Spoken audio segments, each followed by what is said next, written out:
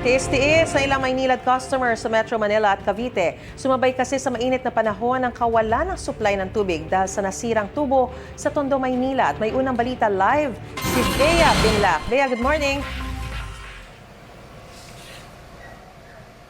Maris, tuloy-tuloy nga yung pagkukumpuni sa nasirang tubo ng tubig dito sa Tondo, Maynila na inasahan sanang matatapos kagabi pero umabot na hanggang ngayong umaga. Bumulwak ang tubig sa bahaging ito ng Santa Maria Street, corner Coral Street sa Tondo, Maynila kahapon dahil sa nasirang tubo ng Maynilad. Kaya nagsasagawa ng pressure management at leak repair work sa mga major pipeline ang water concessionaire. Kailangang makontrol ang pagtagas at maibalik ang serbisyo sa lalong madaling panahon.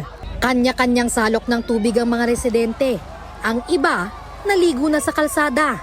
Ayon sa Maynilad, nagkaroon ng emergency pipe breakage sa pangunahing water pipeline nila sa Santa Maria Street, corner Coral Street. Dahil dito, nakararanas ang ilang customer sa mga bahagi ng Maynila ng low pressure hanggang sa walang tubig. Apektado rin ng water service interruption ang mga barangay sa Las Piñas, Parañaque at Pasay. Gayon din sa ilang lugar sa Bacoor, Cavite City, Imus, Kawit at Rosario sa Cavite. Ayon sa Maynilad, inaasahang aabot ng alas 11 ngayong umaga ang pagkukumpuni sa nasirang tubo. Maliligo pa uli sana ang isang anak ko eh. Kala ko meron pa eh. Talagang ang hirap po, matutulog ka ng napakainit tapos walang tubig, hindi ka man lang makapagbuhos kahit konti man lang. Napakahirap ng walang tubig. Sabi nga, ang walang kuryente, mapagtitiisan po. Pero yung tubig, maraming gawain na kapaki-pakinabang po yung tubig. Ang laking perwisyo rin yun, lalo't mga papasok sa trabaho.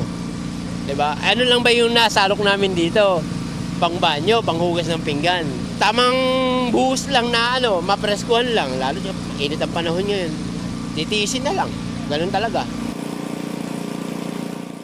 Imbis na matulog, maraming residente ang pumila sa truck ng bombero at may daladalang timba para makaigib hanggang madaling araw kanina.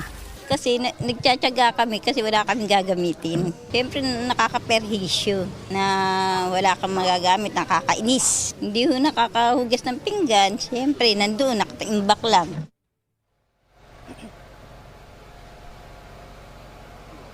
Maris, ngayong umaga na-restore na raw sa ilang bahay yung water service pero wala pa rin daw tubig sa iba. Sabi ng ilang residente, nung Sabado ng gabi pa walang tubig sa kanila. Ayon sa Maynilad, meron silang mobile water tankers at may mga stationary water tank sa piling lugar na maaaring pagkuhanan ng tubig habang nagpapatuloy yung repair. Paalala ng Maynilad, manatili pong nakamonitor sa kanilang social media page para sa latest update tungkol sa pagkukumpuni. Yan ang latest mula rito sa Tondo, Maynila. Bea Binlac, GMA News.